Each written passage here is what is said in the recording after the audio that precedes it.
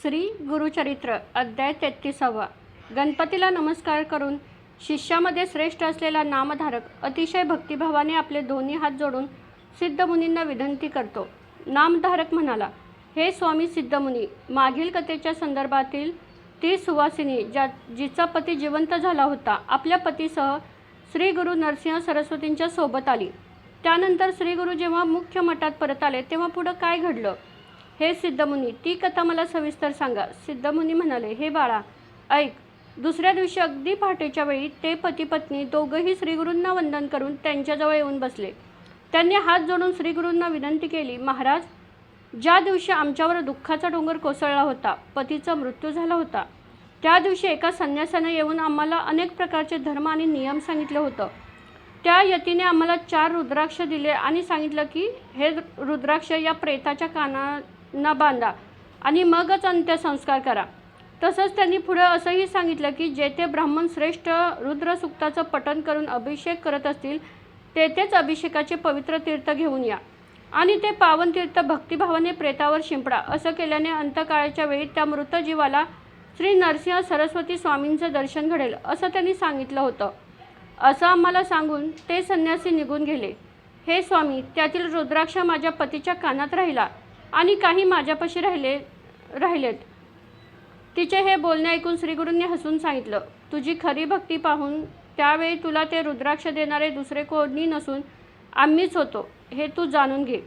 श्रीगुरू पुढे म्हणाले, मनुष्याने भक्तीने किंवा अभक्तीने जरी शरीरावर रुद्राक्ष धारण केला तरी त्याला पापे स्पर्श करू शकत नाहीत. मग तो मनुष्य उत्तम कुळातील असो वा नीच कुळातील.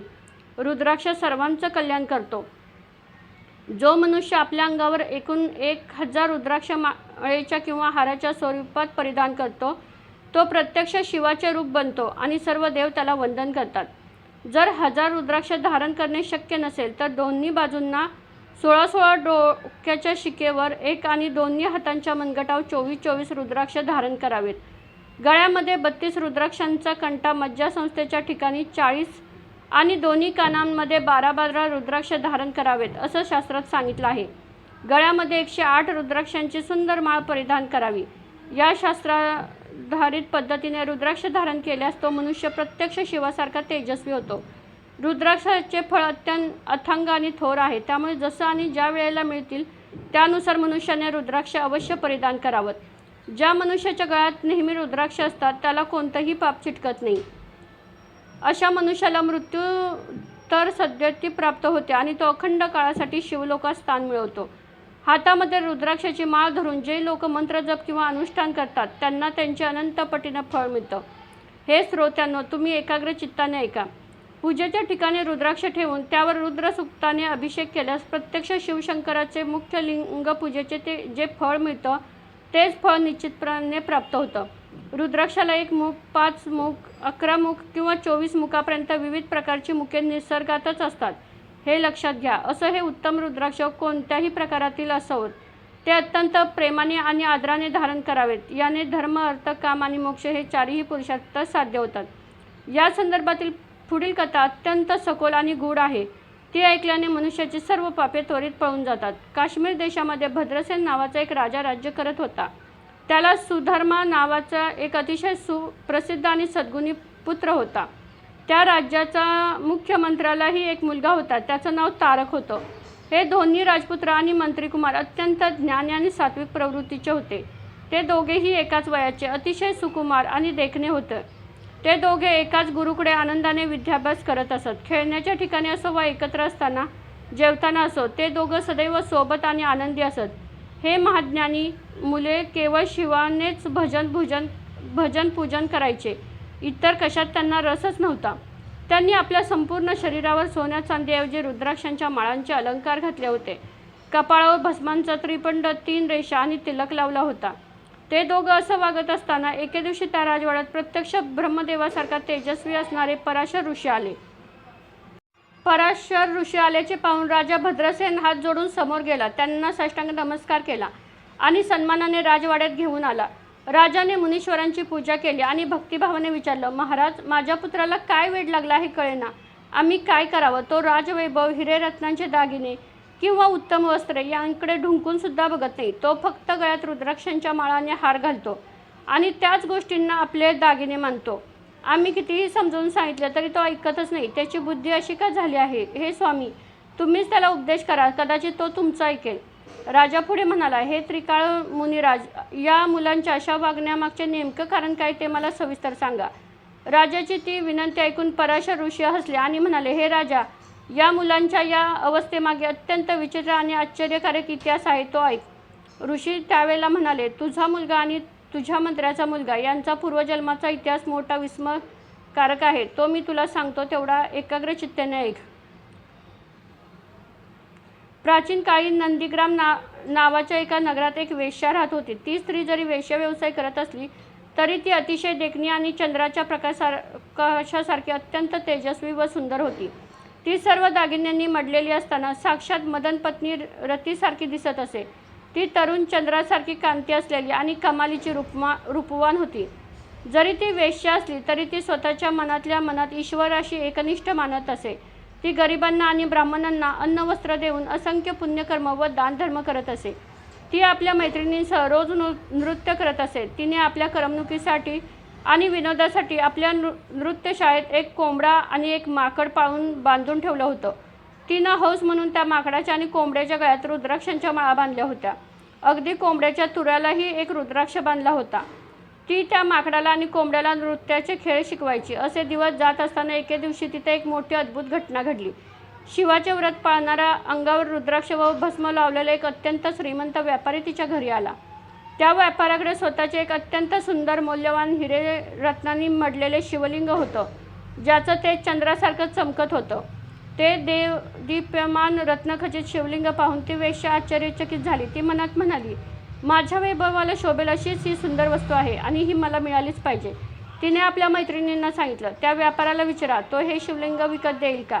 मी याची हवी ती किंमत मोजेल, किंवा जर त्याने मला हे लिंग दिलं तर मी त्याची 3 दिवस एखाद्या कुलवंतासारखी एकनिष्ठ होऊन पत्नी होईल. तिच्या मैत्रिणींचे हे बोलणे ऐकून तो व्यापारी हसला आणि म्हणाला, जर तिची ही इच्छा असेल तर मी हे सुंदर शिवलिंग तिला नक्कीच देईन. व्यापाऱ्याने अट ठेवली, जर तुमची ही मुख्य वेश्या 3 दिवस मनापासून माझ्याशी एकनिष्ठ पत्नी पतिव्रता बनून राहिली तरच मी हे लिंग तिला देईन. ते शिवलिंग तिच्या स्वाधीन करताना तो व्यापारी म्हणाला, हे स्त्री, लक्षात ठेव, हे शिवलिंग माझ्यासाठी माझ्या प्राणापेक्षाही जास्त प्रिय आहे.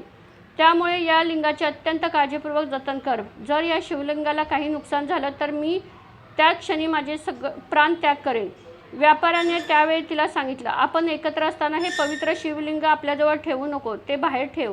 व्यापाराचे ऐकून तिने ते रत्नखचित शिवलिंग नृत्यमंडपाच्या अगदी मधोमध असलेल्या खांबावर सुरक्षित ठेवलं आणि ती व्यापारासोबत महालात आत निघून गेली. ते दोघं आत असताना अचानक एका क्षणात त्या नृत्यमंडपाला भीषण आग लागली. त्या आगीत तो संपूर्ण मंडप उदबत्तीसारखा जळून खाक झाला. ते पाहून तो व्यापारी मोठ्याने आक्रोश आणि शोक करू लागला. तो म्हणाला, अरे अरे, हे काय अनर्थ झाला?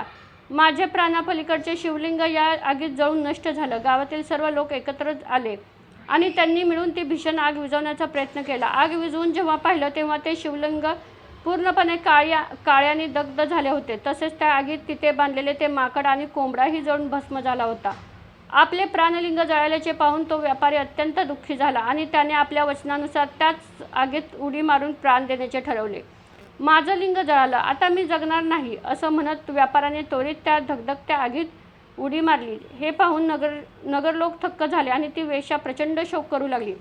ती वेश्या म्हणाली, हा व्यापारी 3 दिवसासाठी माझा पती ठरला होता. आता त्याचा अंत झाल्यामुळे मी माझ्या वचनाला जागून सती जाईन आणि प्राण अर्पण करेन.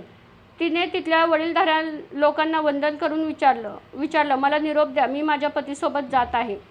नगरचे लोक तिला हसून हिणवू लागले, तू तर वेश्या आहेस, तुझ्याकडे असे कितीतरी व्यापारी येतात, तू कुणाकुणासाठी सती जाणार? हा कसला धर्म पाळतेस? तिने उत्तर दिलं, इतर वेळी काहीही असो, पण सध्या हा माझा पती होता आणि तो मृत झाला आहे. आता मी जिवंत राहणं पाप आहे. वेदांमध्ये सांगितलंय, पतिव्रता धर्म मी पाळणार. ती म्हणाली, जो कोणी स्त्री पतीसोबत सती जातो तिच्या पावलोपावली भूमीवर अश्वमेध यज्ञाचे पुण्य निर्माण होतं. असं सांगून ती सर्वांचा निरोप घेऊन आनंदाने बाहेर पडली. अग्निकुंडलकापाशी आली आणि तिने त्या अग्निदेवतेला नमन केलं. तिने मनोमन भगवान शिवाचे स्मरण केलं, सूर्यनारायणाला नमस्कार केला आणि मोठ्या उत्साहाने त्या अग्निकुंडात प्रदक्षिणा घातली. सर्व ब्राह्मणांना नमस्कार करून ती अग्नीच्या उंबरठ्यात उभी राहिली. तिने जशी आगीत उडी मारली तसा तिथे एक चमत्कार घडला. 5 तोंडे, 10 हात, गळ्यात नाग आणि हातात त्रिशूळ व डमरू असलेले साक्षात भगवान सदाशिव तिथे प्रकट झाले. नंदीवर बसलेले, अंगाला भस्म लावलेले ते जटाधारी शिवशंकर त्या वेश्येला आगीत जळण्यापूर्वीच हवेतल्या हवेत अलगद झेललं.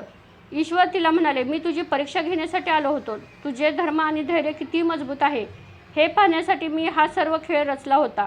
तो व्यापारी बनून मीच आगीत प्रवेश केला होता. तू खरोखरच तुझ्या वचनाशी एकनिष्ठ राहिलीस आणि तुझे व्रत सत्य करून दाखवलंस. मी तुझ्या या प्रामाणिक भक्तीवर अत्यंत प्रसन्न झालो.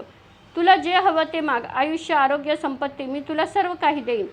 त्यावेळेला वेश्या म्हणाली, हे चंद्रमौळी शंकरा, मला कोणतंही धन दौलत किंवा वर नको. मला स्वर्ग, पृथ्वी किंवा पाताळातील कोणतंही ऐश्वर्य भोगायचं नाही. मला फक्त तुमच्या चरण कमळामधील भुंग्यासारखं नेहमी तुमच्या चरणाशी लीन राहू द्या. माझ्यासाठी हे सर्वात मोठं भाग्य असेल की मी आणि माझे सर्व नातेवाईक बांधव कायम तुमच्या सानिध्यात राहू. तिची ही निस्वार्थ इच्छा ऐकून शिवशंकर अत्यंत प्रसिद्ध झाले. त्यांनी तिचे सर्व बांधव आणि तिला विमानात बसवून थेट शिवलोकात स्वर्गात नेलं. आता पराशय ऋषी राजाला मूळ गुपित सांगतात. त्या वेश्येच्या नृत्यशाळेत जे माकडा आणि कोंबडा होता ते त्या आगीत जळून खाक झाले होते. पराशर ऋषी म्हणाले, हे राजा ऐक, त्या आगीत जळालेले ते माकड आपल्या पशुयोनीतून मुक्त होऊन आज अत्यंत आनंदाने तुझा राजपुत्र म्हणून तुझ्या पोटी जन्माला आला आहे.